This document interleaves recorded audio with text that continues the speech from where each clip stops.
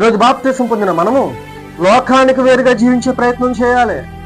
లోకానికి వేరుగా ఉండే ప్రయత్నం చేయాలి. లోకం చేసే క్రియలను మనం అనుసరించకూడదు. లోకం అనుసరించే ఆచారములను, పద్ధతులను, ఆశలను వీటిని మనం చేసేవారుగా ఉండకూడదు.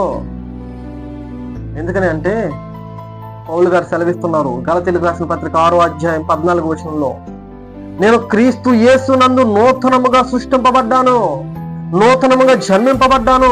ఇక నాకు లోకమునకు ఎటువంటి సంబంధము లేదు, నాకు లోకమునకు ఎటువంటి సహవాసము లేదు.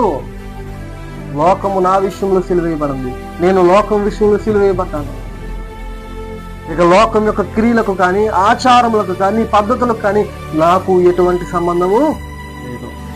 కానీ ఈరోజు నేటి క్రైస్తవులైన మనము, బాప్తిసం పొందుకున్న మనము ఎలా ఉంటున్నాం? అపోస్తులైన పౌలు వలె ఉంటున్నామా?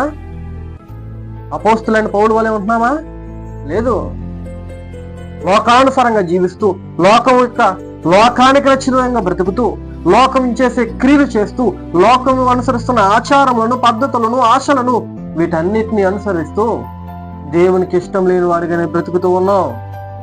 కానీ దేవుని బిడ్డలారా, బాప్తిస్మము పొందిన మనము, క్రైస్తవుడుగా పిలువబడుతున్న మనము లోకానికి వేరుగా ఉండే ప్రయత్నం చేయాలి.